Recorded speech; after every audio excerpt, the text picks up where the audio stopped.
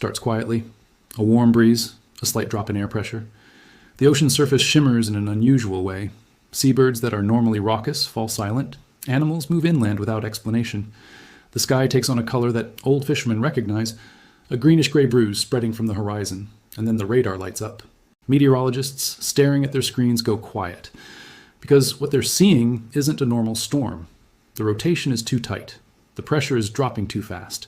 The sea surface temperatures beneath it are too warm. Every ingredient for catastrophe is assembling itself in real time. Emergency management offices receive the call. Evacuation orders are drafted. Shelves in coastal supermarkets are cleared within hours. A very dangerous storm is about to strike. And in this video, we're going to tell you exactly what that means, how these storms form, why some of them become monsters, what happens when they make landfall, and most importantly, what the science is now revealing about their future.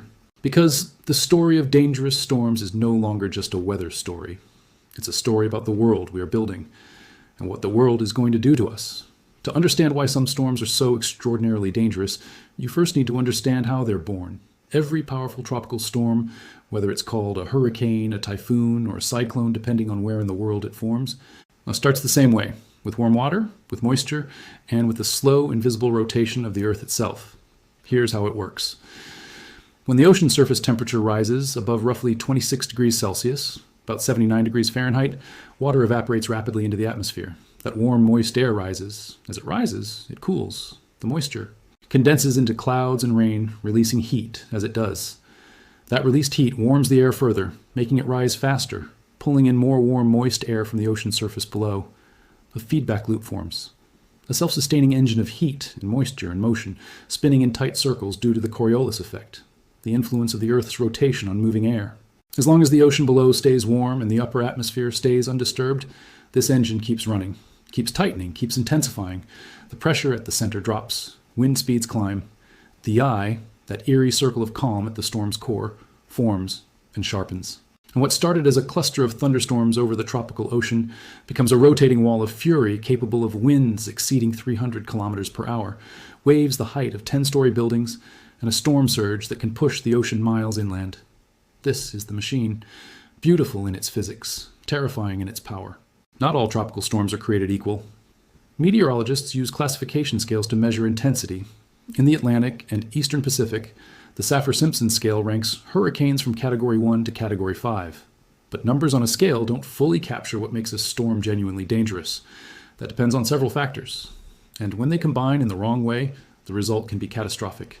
The first factor is intensity. Wind speed determines the structural damage a storm can inflict. A Category 5 hurricane, with sustained winds above 252 kilometers per hour, can destroy well-built homes, snap trees like twigs, and make an area uninhabitable for weeks or months. The second factor is storm surge. This is the wall of ocean water pushed ahead of the storm as it approaches land. Storm surge is the deadliest aspect of most major tropical cyclones, not the wind. When Hurricane Katrina struck New Orleans in 2005, the storm surge reached more than 8 meters in some areas, flooding 80% of the city and killing more than 1,800 people. The third factor is rainfall. Slow-moving storms can dump unimaginable quantities of water over a small area. Hurricane Harvey, which struck Texas in 2017, stalled over Houston for days, dropping more than 1.5 meters of rain in some locations, a record for the continental United States. The flooding killed 68 people and caused more than $125 billion in damage. The fourth factor is where the storm hits. A powerful hurricane striking open ocean is a weather event. The same hurricane striking a densely populated coastline, especially one with inadequate infrastructure, warning systems, or evacuation capacity, is a humanitarian catastrophe. It is the combination of these factors that makes a storm very dangerous, and in the current era, several of them are getting worse. In recent years, a phenomenon has been alarming meteorologists more than almost anything else in tropical weather science. It is called rapid intensification. Rapid intensification is formally defined as an increase in maximum sustained wind speeds of at least 56 kilometers per hour within a 24-hour period. In practical terms, it means a storm can go from a moderate tropical storm to a full-blown major hurricane in less than a day. That has enormous implications for warning systems and evacuations. Historically, coastal communities had days, sometimes a week, to prepare as a storm slowly strengthened over the ocean before making landfall. That time allowed evacuations to be ordered, shelters to be opened, emergency supplies to be positioned. But when a storm undergoes rapid intensification close to shore, as Hurricane Michael did before striking the Florida Panhandle in 2018, jumping from a Category 2 to a Category 5 in less than 24 hours, the warning window collapses. Communities that thought they had time to prepare suddenly find themselves in the path of something far more powerful than forecast. And the research on rapid intensification has reached a troubling conclusion. It is becoming more common. Warmer oceans provide more energy for storm intensification. As global sea surface temperatures rise, the fuel that drives rapid intensification becomes more abundant, more widespread, and available in waters closer to shore where previously only cooler temperatures existed. The storms are learning a new trick, and the trick is getting faster. History is full of storms that redefined what human beings thought nature was capable of. The Great Galveston Hurricane of 1900 remains the deadliest natural disaster in United States history. It struck without adequate warning.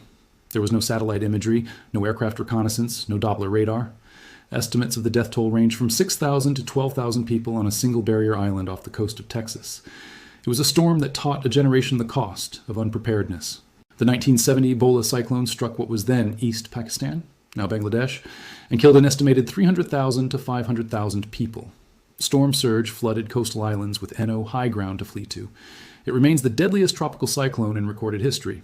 It was a storm that taught the world that geography is destiny, that the most dangerous place to be when a major cyclone strikes is a low-lying delta with millions of poor residents and nowhere to run. Hurricane Mitch in 1998 devastated Central America, not primarily through wind, but through catastrophic rainfall and flooding that triggered landslides across Honduras, Nicaragua, Guatemala, and El Salvador. Nearly 11,000 people were killed. Years of development were erased in days. Typhoon Haiyan in 2013 struck the Philippines with wind speeds of over 300 kilometers per hour, among the strongest ever recorded at landfall. The storm surge it generated reached 6 meters or more in some areas, sweeping entire neighborhoods into the sea. More than 6,000 people died. Each of these storms taught something about infrastructure, about warning systems, about the vulnerability of the poor, about the physics of storm surge, about what happens when political failures intersect with meteorological extremes. The question is whether we are learning fast enough. For decades, the relationship between climate change and tropical cyclones was scientifically contested. Hurricanes are complex systems, and the link between warming temperatures and storm behavior was difficult to tease apart from natural variability. That scientific uncertainty has largely evaporated. The evidence now points clearly in one direction. Climate change is not necessarily increasing the total number of tropical storms globally, but it is making the worst storms worse in specific, measurable, predictable ways. Sea surface temperatures are rising. This provides more energy for intensification. Storms are reaching higher maximum intensities than they would have in a cooler world. The proportion of storms reaching Category 4 and Category 5 intensity is increasing. We are getting more monsters and fewer minor events at the top end of the scale. Storms are retaining their intensity and sometimes continuing to strengthen at higher latitudes than before. Waters that were once too cool to sustain a major hurricane are now warm enough. This is expanding the geographical zone of risk. Rainfall rates are increasing. A warmer atmosphere holds more moisture. When that moisture is wrung out by a tropical storm, the rainfall totals are higher than historical norms. Events like Hurricane Harvey are becoming more likely. Storm surge risk is compounded by sea level rise. The ocean is higher now than it was 50 years ago. Every centimeter of sea level rise adds to the reach of storm surge when a cyclone makes landfall. Areas that were historically safe from inundation are entering the flood zone. And storm movement is slowing. Research indicates that tropical cyclones are moving more slowly than they did in the mid-20th century, giving them more time to dump rain over any given location and more time to extract heat from the ocean and intensify.